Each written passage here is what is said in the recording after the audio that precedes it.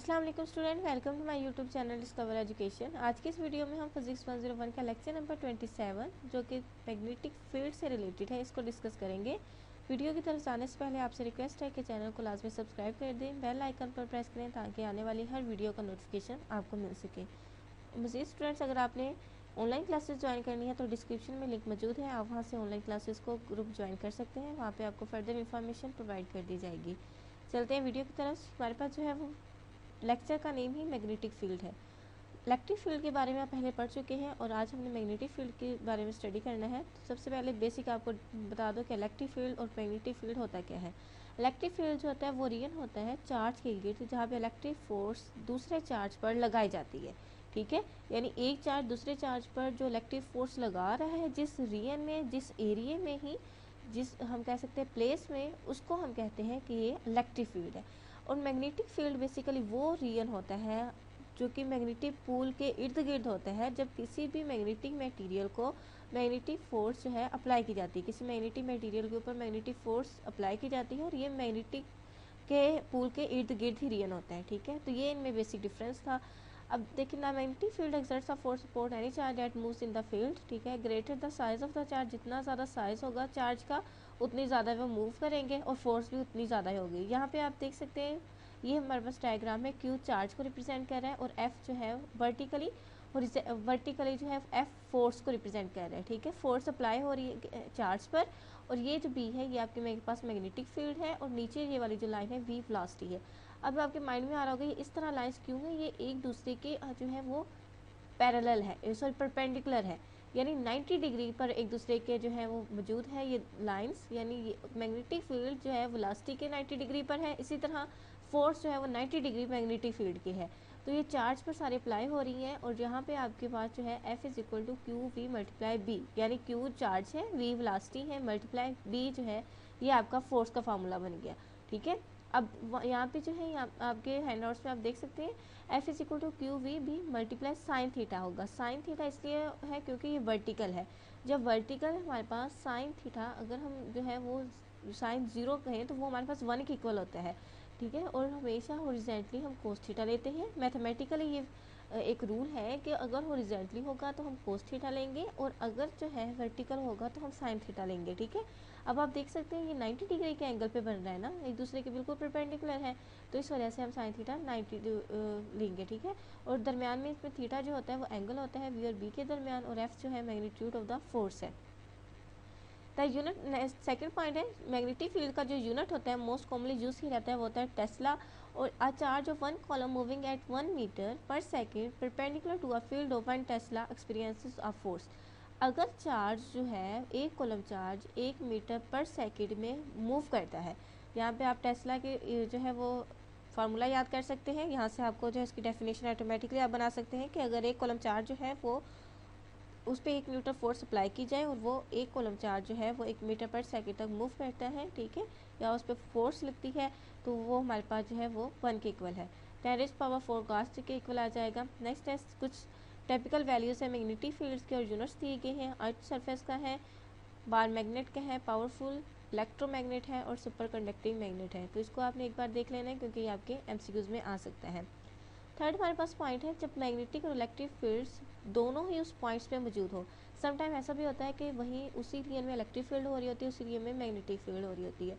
तो इन दोनों को जब हम सम करेंगे तो हमारे पास लोरियंट्स फोर्स बन जाएगी। ये आपके एमसीक्यूज के लिए मोस्ट इंपॉर्टेंट है। लोरियंट्स फोर्स क्या है, the sum of the electric field and magnetic field. और इसका फार्मूला जो है F is equal to Q E है। क्यू जो है चार्ज है, ई इलेक्ट्रिक फील्ड, क्योंकि हमने इलेक्ट्रिक फील्ड और मैग्नेटिक फील्ड क्यू वी के इक्वल है, मल्टीप्लाई बी।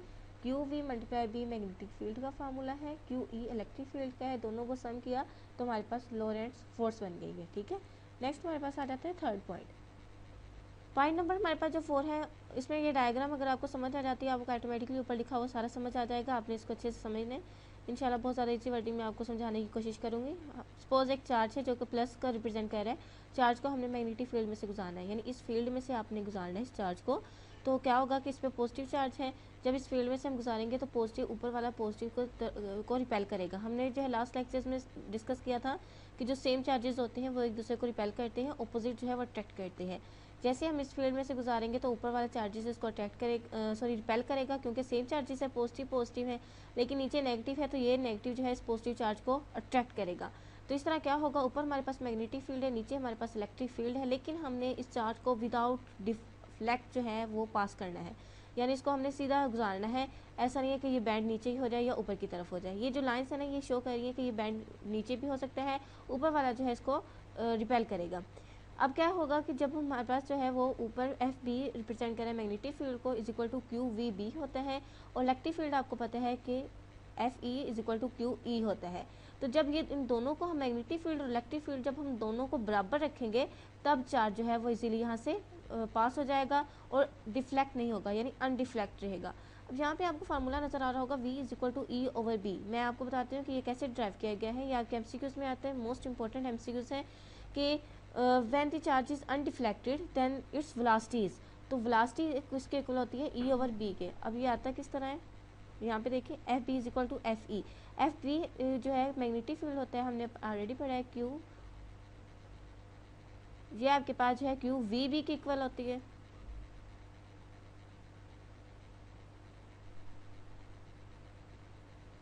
और इलेक्ट्रिक फील्ड जो है वो क्यू ई के इक्वल है। ठीक है, अब क्या होगा कि ये वाला जो हमारे पास क्यू है, ये दोनों आपस में कैंसिल हो जाएंगे, क्यू इस क्यू से कैंसिल हो जाएगा।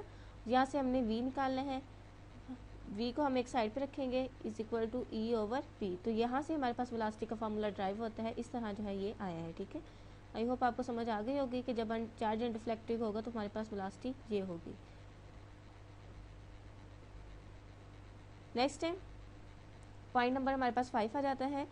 इसमें जो है वो बताया है कि मैग्नेटिक फील्ड जो होती है बहुत ज़्यादा स्ट्रॉन्ग होती है। ठीक है, ये इतनी स्ट्रॉन्ग होती है कि ये एलिफेंट को भी ऊपर उठा सकती है। ये जो हमारे घरों में रेफ्रिजरेटर्स, मोटर्स, ये जितनी भी जो है वो इलेक्ट्रिकल अप्लायंसेस हैं, ये मैग्नेटिक फोर्स की वजह से ही चल रही हैं। तो मैग्नेटिक फील्ड जो है ना, आप यहाँ से सजेस्ट कर सकते हैं, जो कि उन्होंने एग्जांपल भी दी है कि बहुत ज़्यादा स्ट्रॉन्ग होती है, लेकिन ये फिर भी जो है वो एनर्जी को कम या ज़्यादा नहीं कर सकती। ठीक है, तो अगर हम स्मॉल अमाउंट वर्क लगाए ना, तब भी ये जस्ट उसको रिप्लेस कर सकती है, लेकिन एनर्जी को ना ही कम करेगी ना ही ज़्यादा करेगी। तो बस आपने यही चीज़ हाईलाइटेड है, माइंड में रखनी है। नेक्स्ट हमारे पास पॉइंट नंबर 6 आ जाता है। A magnetic field bends are charge particle into a circular orbit because the particle feels a force that is directly perpendicular to the magnetic field. अच्छा, पॉइंट नंबर 6 को हम इस डायग्राम से समझते हैं। देखिए, कोई भी बॉडी है, उसको हमने जब इस फील्ड में से गुजारा है तो क्या होगा कि चार्ज जो है वो उसको फोर्स करेंगे कि आप इस तरफ जाएं, और इस तरफ वाले चार्ज जो फोर्स करेंगे कि नीचे की तरफ बेंड हो जाए।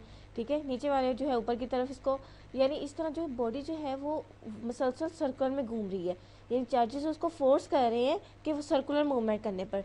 और जब कोई भी ऑब्जेक्ट सर्कुलर मूवमेंट करता है मैग्नेटिक फील्ड में, तो उसको हम एंगुलर मोमेंटम कहते हैं, या हम उसको कहते हैं जो कि M V square over R के इक्वल होता है। Angular momentum M V square over R के इक्वल होता है, और एंगुलर फ्रिक्वेंसी इसको omega is equal to V over R. ये आपके एमसीक्यूज में आ सकता है कि आपके जो ओमेगा जो है वो किसके इक्वल होता है, omega is equal to V over R के इक्वल होता है। ठीक है, वही सारी चीज़ें यहाँ पे लिखी हैं कि पार्टिकल जो होते हैं वो उनको फोर्स करेंगे कि परपेंडिकुलर होने पर मैग्नेटिक फील्ड में किसी भी ऑब्जेक्ट को, जब वो परपेंडिकुलर होंगे तो वो उसकी डायरेक्शन को चेंज कर देंगे। ठीक है, इस तरह जो है वो एक सर्कुलर मूवमेंट कर देते हैं, और जो फोर्स किसी भी ऑब्जेक्ट को या किसी पार्टिकल को सर्कुलर मूवमेंट करने पर जो है वो मजबूर करती है, उसको हम कहते हैं कि एंगुलर फोर्स है। ठीक है, तो ये जो है इसमें आपको बताया गया है। नेक्स्ट है सोलर विंड। इसमें इंपॉर्टेंट ये सोलर विंड है। ये 7 पॉइंट को मैं आपको अपनी वर्डिंग बता देती हूँ। देखिए, मुसलसल जो है ना वो सूरज से चार्जेस निकल रहे होते हैं, ज़मीन की तरफ आ रहे होते हैं, लेकिन मैग्नेटिक फील्ड की वजह से वो चार्जेस को जो है वो वापस रिपेल कर देती है मैग्नेटिक फील्ड। तो अगर जो है मैग्नेटिक फील्ड अर्थ पे ना होती तो ये कायनात भी डिस्ट्रॉय हो सकती थी, तबाह हो सकती थी। इस पर जो है वो ज़िंदगी की बका भी बहुत मुश्किल थी, क्योंकि चार्जेस की वजह से हर चीज़ जो है वो डिस्ट्रॉय हो सकती थी। तो ये मैग्नेटिक फील्ड ही है जो कि इस चीज़ को बचाया हुआ है। अब यहाँ पे जो है वैन अलेन का वर्ड यूज़ हुआ है, तो यही एक वैन अलेन बैट है ज़मीन के गिर्द, जो कि मुख्तलिफ चार्जेस से बचा कर रखता है। ठीक है, अब नेक्स्ट हमारे पास है 8 पॉइंट। इसमें मैस स्पेक्ट्रोमीटर का है, इज़ एक्सट्रीमली इंपॉर्टेंट इक्विपमेंट है, और मैस स्पेक्ट्रोमीटर का नेक्स्ट आपके लेक्चर में डिस्कस किया गया है कि बेसिकली होता क्या है। Ions are made from atoms by stripping away one electron. इसको आप छोड़ दें क्योंकि आपके MCQs आने हैं फाइनल में। ऑब्जेक्टिव सिर्फ आप प्रिपेयर करें, सब्जेक्टिव का आपका जो है कोई भी क्वेश्चन नहीं आएगा, तो उसके लिहाज से इसमें कोई भी इंपॉर्टेंट चीज़ नहीं थी। यहाँ पे आप लास्ट पॉइंट यहाँ पे देखें, मैग्नेटिक फील्ड में फार्मूला दिया हुआ है B.ds। अब इसको मैं थोड़ा सा आपको गाइड कर देती हूँ डायग्राम से ही। B जो है वो मैग्नेटिक फील्ड अप्लाई की गई है, DS डिस्टेंस है, यानी किसी भी पार्टिकल पर जब मैग्नेटिक फील्ड अप्लाई की जाती है और कुछ डिस्टेंस कवर करता है तो उसको BDS की फॉर्म में लिखा गया है, ठीक है। और I जो है यहाँ पे इनक्लोज्ड, क्योंकि इनक्लोज्ड सर्कल स्फेयर है, कोई भी जो रियर है वो इनक्लोज्ड है, तो इस वजह से I इनक्लोज्ड लिखा गया है। यहाँ पे भी आप देख सकते हैं कि लास्ट में ये एक बॉडी जो है बिल्कुल क्लोज्ड है और इसमें जो है वो ये रेडियस है और ये B मैग्नेटिक फील्ड है और ये कोई भी पार्टिकल है सर्कुलर मूवमेंट कह रहा है, ठीक है। और इस वजह से जो है इसको BDS की फॉर्म में लिखा गया है। बस ये आपने बेसिक से कॉन्सेप्ट्स क्लियर करे। और नेक्स्ट लेक्चर नंबर हमारे पास 28 आ जाता है, इलेक्ट्रोमैग्नेटिक इंडक्शन। ये बहुत ज़्यादा, ये भी इंटरेस्टिंग लेक्चर है, इसको आपने भी ध्यान से समझना है और ईजी इंशाल्लाह इसको वे में समझाने की कोशिश करूँगी जी। नेक्स्ट लेक्चर नंबर 28 है, इसमें हमने इलेक्ट्रोमैग्नेटिक इंडक्शन के बारे में पढ़ना है। बेसिकली इलेक्ट्रोमैग्नेटिक इंडक्शन होता है क्या, सबसे पहले इसको समझते हैं। इलेक्ट्रो जो है वो इलेक्ट्रिसिटी से निकला है, मैग्नेटिक मैग्नेट से निकला है, इंडक्शन इंड्यूस होना यानी पैदा होना या असरअंदाज होना, ठीक है।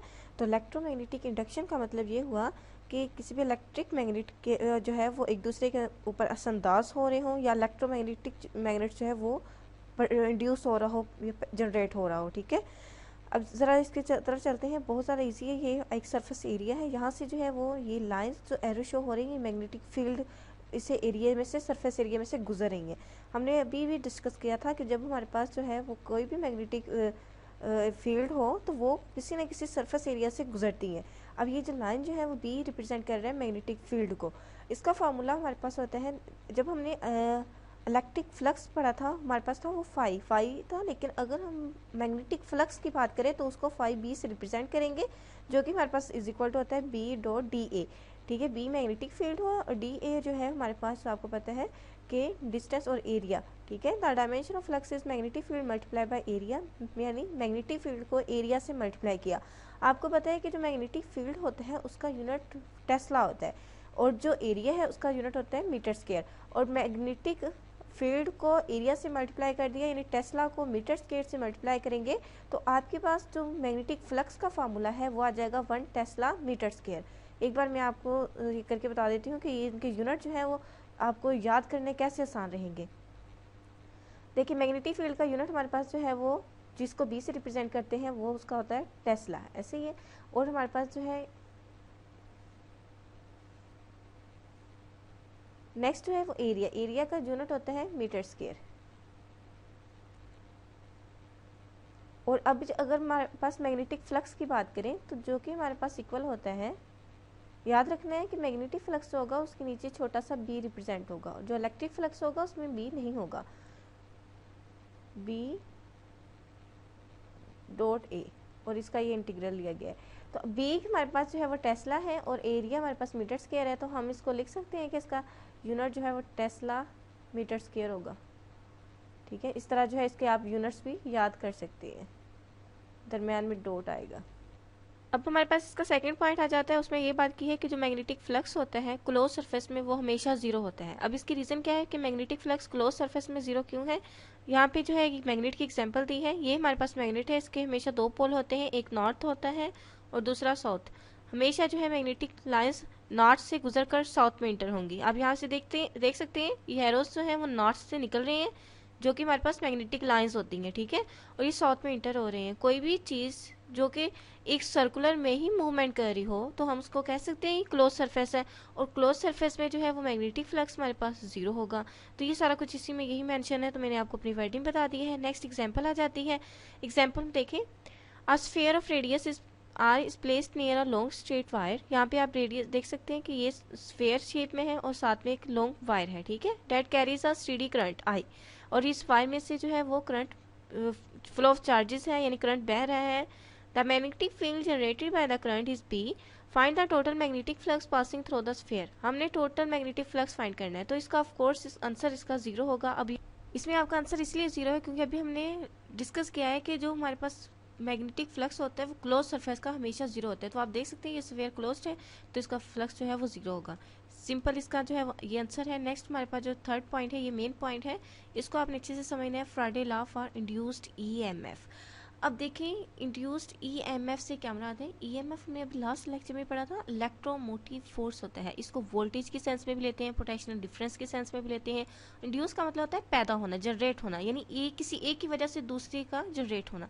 तो यहाँ भी हमारे पास जो है मैग्नेटिक फ्लक्स को जब हम सर्किट में चेंज करते हैं तो इलेक्ट्रिक मोटिव फोर्स जो है वो इंड्यूस होती हैं, जो कि प्रोपोर्शन होता है rate of change of flux के। मैं आपको अपनी वर्डिंग बता देती हूँ इसको छोड़े ज़रा।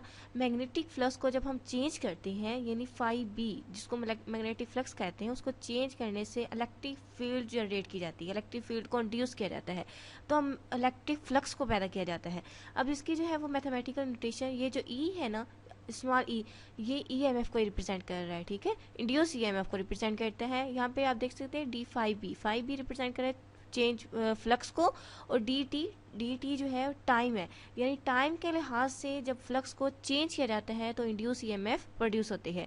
यहाँ पे माइनस का साइन क्यों है ये मैं आपको नेक्स्ट बताती हूँ। अभी जस्ट इसको अंडरस्टैंड अच्छे से करना है कि जब मैग्नेटिक फ्लक्स को चेंज किया जाता है, टी जिससे भी डिवाइड हो रहा हो तो उसका मतलब है कि ये चेंज हो रहा है।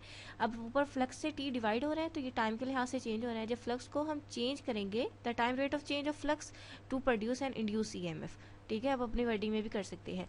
अब देखिए हम जब मैग्नेटिक फ्लक्स या इलेक्ट्रिक फ्लक्स को इंड्यूस करवा रहे हैं तो जाहिर सी बात है किसी कॉइल में करवा रहे होंगे, कोई स्फीयर होगा हमारे पास, तो नंबर ऑफ कॉइल्स हो सकती हैं, तो इस वजह से हमने यहाँ पे एन इसके साथ फार्मूला के लगा दिया है, ठीक है। यहाँ तक आई होप आपको समझ आ गई होगी।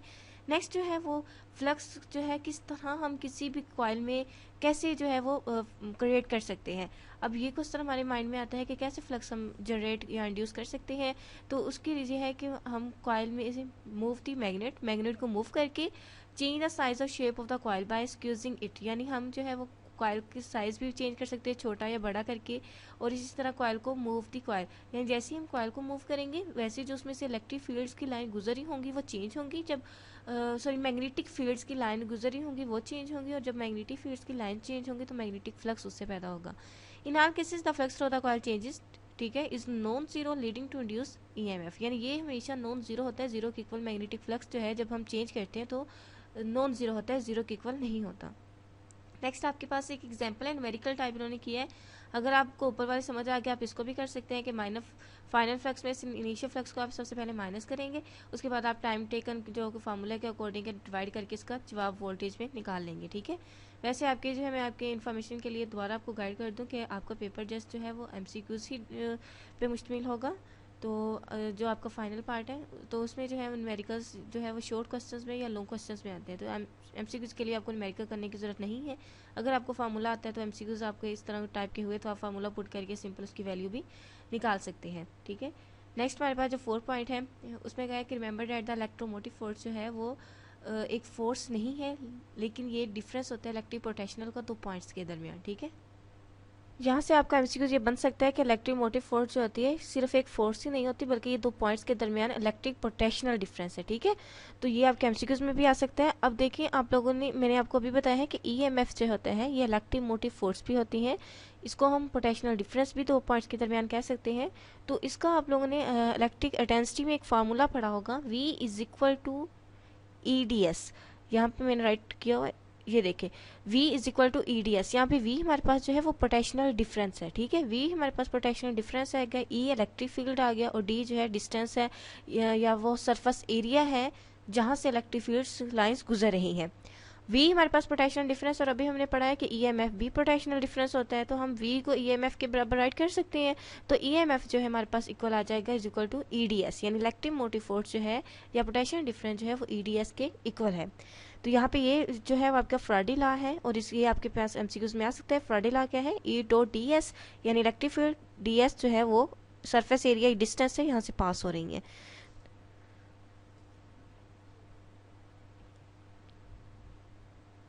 उसके बाद मैं आपको ज़रा ये एग्जांपल्स आप स्किप कर दें, और लेंस ला आ जाता है। लेंस ला इसको समझने के लिए जो है वो बहुत ज़्यादा इजी है। देखिए जब भी हम किसी भी चीज़ में किसी फ्लक्स को चेंज करते हैं यानी तो हमें उसके ऑपोजिट वर्क करना पड़ता है। अब इसका मतलब ये है जैसे कि हम मैग्नेटिक फ्लक्स को चेंज करते हैं इंड्यूस करवाने के लिए कि हमारे पास इलेक्ट्रिक फ्लक्स जो है या इलेक्ट्रिक फील्ड इंड्यूस हो जाए, पैदा हो जाए। तो जब हम मैग्नेटिक फ्लक्स को चेंज करेंगे तो हमारे इससे उसका ऑपोजिट वर्क करना पड़ेगा। जैसे मैंने आपको पिछले जो है वो लेक्चर्स में एग्जाम्पल दी थी इलेक्ट्रिक पोटेंशियल की। तो इलेक्ट्रिक पोटेंशियल एनर्जी में क्या होता है कि आप हमेशा जो है वो बॉल को नीचे से ऊपर की तरफ फेंकते हैं। जब आप बॉल को नीचे से ऊपर की तरफ फेंकेंगे तो वो ग्रेविटेशनल फोर्स के अपोजिट हो जाएगी, क्योंकि ग्रेविटेशनल फोर्स ज़मीन की कशिश की होती है, अट्रैक्शन की कुव्वत होती है। तो वो जब ग्रेविटेशनल फोर्स के बिल्कुल अपोजिट हम वर्क कर रहे होते हैं। तो इसी तरह लेंस लॉ भी यही कहता है कि जब भी हम कोई भी फ्लक्स को चेंज करते हैं तो हमें इसके अगेंस्ट वर्क करना पड़ता है, जिसको लेंस लॉ कहते हैं। ये बेसिकली लेंस जो है वो एक साइंटिस्ट का नाम था, उसके नाम से ही जो है उसने ये दरियाफ्त किया था, तो उसके नाम से ही लेंस लॉ इसका नाम है। ठीक है, अब नेक्स्ट है, if the magnetic field decreases the induce EMF is positive. अगर मैग्नेटिक फील्ड कम होगी तो इंड्यूस्ड ईएमएफ है वो पॉजिटिव होंगी। इसी तरह जो है अगर ये उसके उलट भी हो सकता है। The magnetic field produce by the current opposite the decrease the influx of course because of infinite resistance in loop. तो बस क्योंकि रेजिस्टेंस काफ़ी ज़्यादा होती है लूप में, और the induce current can not completely oppose the change in flux.